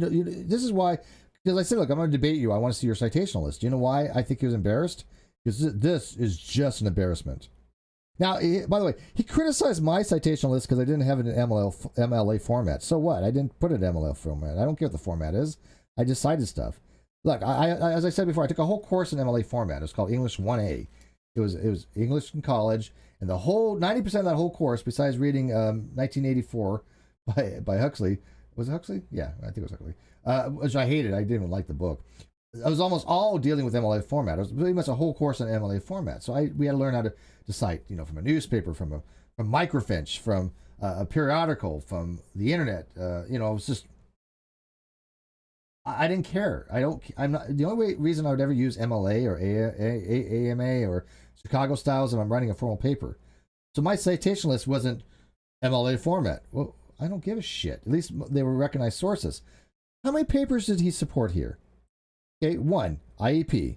This is a paper. Okay, fair enough. I mean, this is peer reviewed. What else? Where's his peer reviewed citations here? I'm not seeing them. Do you guys see it? Merriam-Webster Dictionary. Come on. I'm not seeing any other peer reviewed paper in here besides IEP, and I think he quotes SCP at some point. Maybe he doesn't even do that, does he? Yeah. No, September. So he doesn't even quote Stanford. He just quotes IEP. I mean, I would be embarrassed to have this as my citation list. Oh, and it gets even better like this. What does it say here, guys? One who disbelieves the existence of God or a supreme intelligent being. Disbelieves in logic means to affirm negation. That's what is meant by here. If you look at the etymology, that's what it means as well. They're saying one who believes God does not exist. That's the normative understanding of disbelief. So that doesn't even say what he thinks it says. Because again, he redefines these words. He redefines anti-theist. He redefines atheist from the normativity usages, and he redefines disbelief. Right? I mean, just. And by the way, let me put that back up for you real quick. The disbelief of the existence of God. Now, I'm going to show you something very interesting here, which I've showed you guys before, but just so I get on this video, if people watch it later. If I go over to American Atheist, what is atheism? Right? It makes it very clear. To be clear, and by the way, atheism is one thing, a lack of belief in God. It's wrong. You've been wrong on that, American Atheist. I know you don't care. You're wrong on it. Wrong, practically wrong. But it says, to be clear, atheism is not a disbelief in gods. Not a disbelief in gods. So, wait a minute. American Atheist says it's not a disbelief in gods. Webster Dictionary that he's citing says it is a disbelief in gods. Which one's right? There's a contradiction to be had here. Well, the problem is there's not really a contradiction if you take the word disbelief to mean there are no gods. Right? Now let's go back to American Atheist. To be clear, atheism is not the position that there are no gods. It is not the belief that there are no gods, because that's what they're arguing. Their argument is merely a lack of belief in gods. That makes sense. That statement is coherent. But if you think that disbelief means not having a belief, then now you have atheism is not having a belief in gods, which is not their position. So clearly disbelief is used as the affirmative of the negation. And by the way, I pointed out to Aaron Ra that, and he did change. I think he did change his position on that because of the very thing. I'm like, look, you're saying atheism is not a disbelief. You're arguing with American atheists, which you're on a board for, right? This is what happens when you're not consistent in word usages. Now, it doesn't make you prescriptive. It just makes you, if you want to have word usage changes, make them coherent. Make them a cogent structure of some kind, right? But disbelief has always been a logical position of accepting negation as far as I can go back. It makes no sense for him to cite something here that says, oh, atheism is the disbelief in the existence of God to support his position. That is only a lack of belief. When American atheists clearly uses it differently. It uses them as the way that it used logically. So he could change disbelief to mean just not believing. It's been used like that before, but not in logic that I've seen. But if you're going to have a page on logic, right? If you're going to have a page on logic, then why would you use the term disbelief as it's normatively understood? Right? I mean, it's just, there's no consistency here. Let me show you a notepad here. I got, well, no, actually not a notepad. That's not what I want. Here, what I call it, disbelief records. Here we go. So let me show you this. This is from, again, Rutgers University versus the first year college course. And it was either Philosophy 101 or 110. I think it was 110, but don't quote me. But it says, belief, disbelief, and suspension of judgment. There are three cognitive or epistemic attitudes one could take toward a proposition. They are the following: belief, disbelief, and suspension of judgment. Disbelief. If you conclude that a proposition is false, then the appropriate attitude towards that proposition is disbelief. Gods exist. If you think that's false, you disbelieve it, which means you accept the negation that there are no gods. Suspension of judgment. If you are unable to reach a conclusion concerning the truth value of P, then the appropriate attitude to take toward P is suspension of judgment, which is, by the way, also known as agnostic. See, I'm very coherent in all this stuff because I use terms as they're normally understood in logic, right? So a Tree Felix said, and I'll get to your super chat in a second. Tree Felix says, oh, by the way, Stephen McCrae on AA page, clearly theistic influences taint these definitions, but no source just asserting clearly. Yeah, well, Aaron Ra thinks that same thing. He has actually said, well, the only reason why these philosophical people say atheism is a belief that God does not exist is because they've been invaded by theists. No, these are atheist philosophers that say this. Dr. Oppie, Dr. Malpass, Dr. McCormick, Dr. Draper, they're all atheist. Leo Philisis, $10. What would you say that defining atheism as essentially lack theism is incorrect or inaccurate?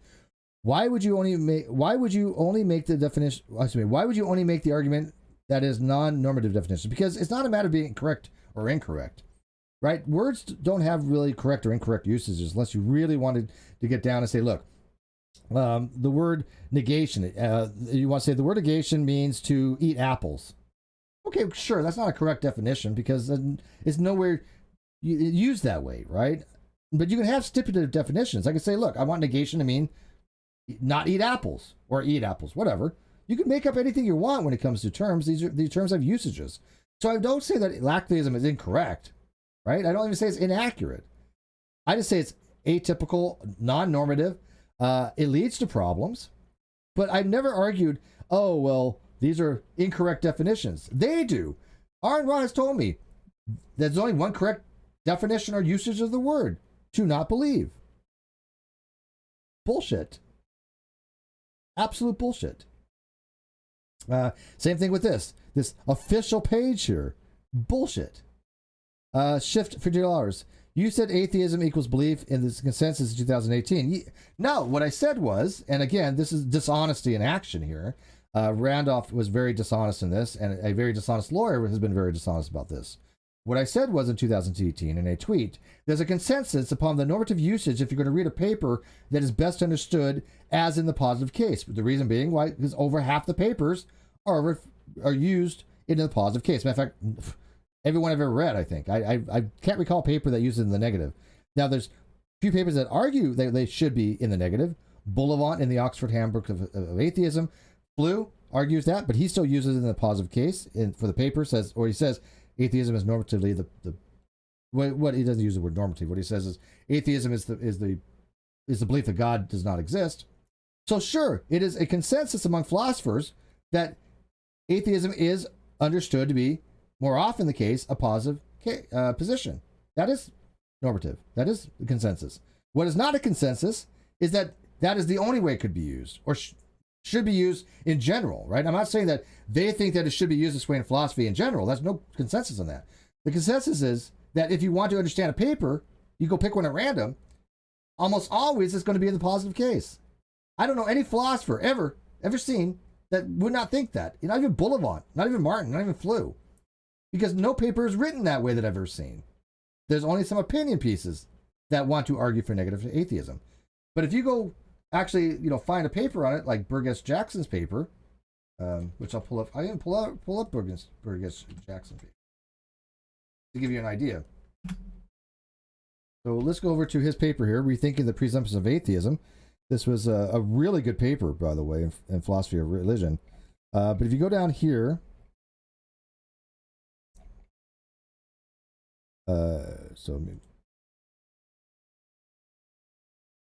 oh wait, I think I passed it.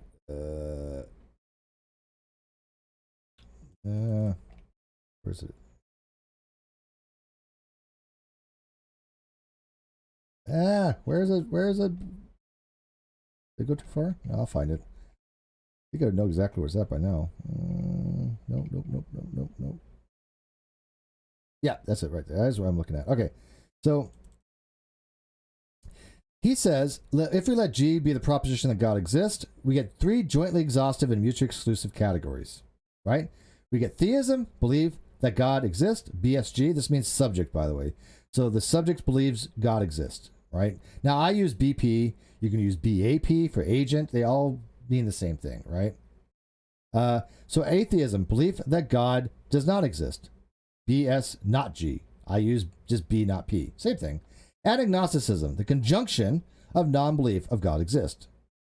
Not BSG and non-belief that God does not exist. Not BS, not G. Now, I just write that as non-BP and non-B, not P. You've seen me write that 1,000 times.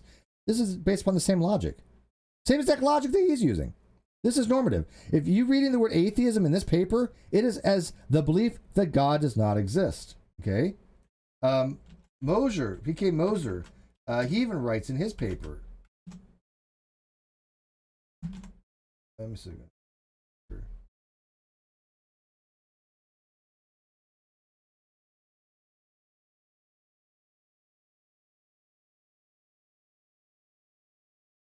By the way, on my Facebook today, real quick, I'm a proud dad, so on my Facebook today, a picture came up from my daughter from 8 years ago, and look at my daughter. That's my daughter from 8 years ago. 8 years ago, she's pushing 14 now. It made me cry. I was like, God, what happened to 8 years, man? Just killed me. Okay, but anyways, I'm having a moment here as a proud father. Let's see here. Moser. Paper.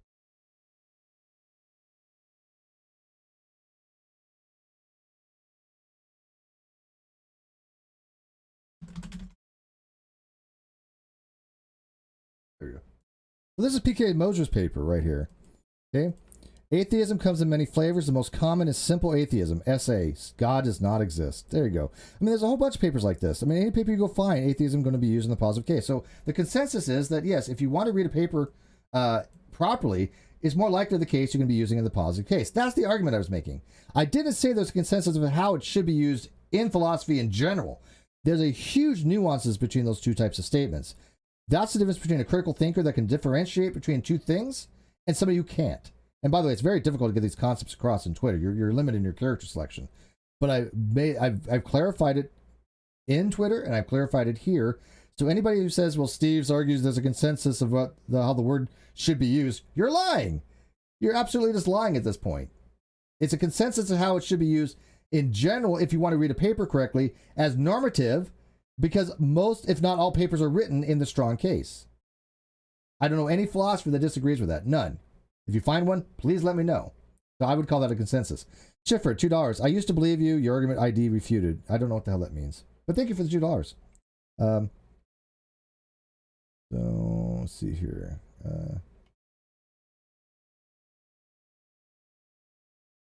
Okay, so anyways, I think I'm going to wrap it up. I think I've kind of obliterated his page here. I apologize to you for showing you guys this butchery of logic. Do you guys think that I should debate this guy? I probably will, but I mean, I wanted to get this out there first. I wanted to get this, how bad. Oh, hey, look at this. He's added this. Hello, Steve. Thanks for looking at this webpage and critiquing it on 2020 May 6th. Put the video. Hey, why don't you put the video description in? You know? You can put my full name in, by the way, if you want. Hello, Steve McRae. Thanks for looking at this webpage and critiquing it on 2020 May 6th. Here's the video. I'll be appreciative of that. But at least Randolph is paying attention. Maybe he'll fix some of the things that we've critiqued on it, like this right here, like the single proposition syllogism, right? The use of single transistor for logic. Remember, TTL, transistor logic, and some of the mistakes, like here you have a missing space here. You spelled a few words wrong, but again, I'm not going to harp on grammatical and things like that, errors, spelling errors, because I make a mistake on my blog all the time. But anyways, guys, I'm going to wrap it up. Thanks for watching this. Please leave comments in the video description what you think. I like reading comments. I'm not getting as many comments as before. I know people agree, and they've been through this many times, but I like to see more comments if I can. Jeff says, Steve used uncited sources. They are junk. Oxford is used in the field. I quote Oxford too. This is. I thank you for your super chats, but here's a person who's absolutely lying. Go figure, right? In fact, this might be Randolph. I wonder if it's Randolph. But yeah, this is a person who's lying. You know what a lie is? A lie is when you say something that's false and you know it's false. Because here's my citations, right? Oh, look, Stanford, IEP, Dr. Draper, Dr. Hoppe, Dr. Freeman, Dr. Malik, Dr. Flew, Dr. Smith, Dr. Bullivant, well, I don't think Flint wasn't a doctor, was he? I think he did a master's degree. Dr. Sosa, Dr. Miramoto, Dr. Harrison, Dr. Worley, Dr. Armstrong, Dr. Pritchard, Dr. Martin, Dr. Moser, Dr. Foley, Dr. Bullivant again, Dr. Jackson, Dr. Corlett. These are, and by the way, these are nowhere near on my list. I need to update. It's been, I have so many papers that I've read that I don't have on here. These are all peer reviewed. And Dr. Malik is not uncited. He's right. He's cited right here. What do you mean? He's not, I mean, his paper's not cited? Who the shit cares? What, who cares a shit if a paper's cited or not in another paper? That's what I'm citing him in my references. But whether his paper's cited or not, or other papers, is irrelevant. Who the hell cares? Presumption of atheism cited something like 70 times. You know why? Because 70 people have destroyed it. Dr. Brigas Jackson's paper cites it because he destroys it. So how many times the paper is cited has no indication of its veracity whatsoever. None. So stop being dishonest. People have been, seeing people for this dishonest stuff. So I don't know why they think the citations have any degree of veracity when the presumption of atheism for Flew has been destroyed. And Malik isn't he's a PhD in not biochemistry. I think is it geochemistry or some type of chemistry. But he still wrote for a peer-reviewed philosophical paper. And by the way, it's a good paper. I bet you didn't even read it, did you? I bet he did not even read Malik's paper. Not only did I read Malik's paper, I reached out to Malik. We had great discussions. He actually tweeted he was very impressed how I evaluated his paper, and then I came up with my own argument from his paper. So if you can do that, that's great, right? If you could take a paper, read it, understand it, and then formulate something new and novel from it to add to the dialogue, and the author of the paper recognizes that, I think that's pretty cool. I don't get that often. And I don't think people like you get that at all when you dishonestly make these accusations that don't hold any water. you know. So, and by the way, Keith Crocodile can say citation is important for a scientific paper, right? Because in science, it's a little bit different from philosophy, right? But that's only because there's a way different papers written. Most papers in philosophy are very opinion based, right? Fuse paper is an opinion based paper, right? And it's cited so many times because it's destroyed. Scientific papers are usually cited because you're doing research in that area, and you don't want to double up on the research, and you're just citing them to support your own hypothesis, right? Philosophy is not dealing with hypothesis, so it's a completely different ballgame, I think, right?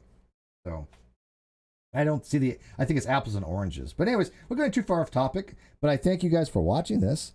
Like I said, please leave a comment, please share this video, and if you hear anybody says that I say there's a consensus in philosophy of how a word should be used in general, they are lying to you.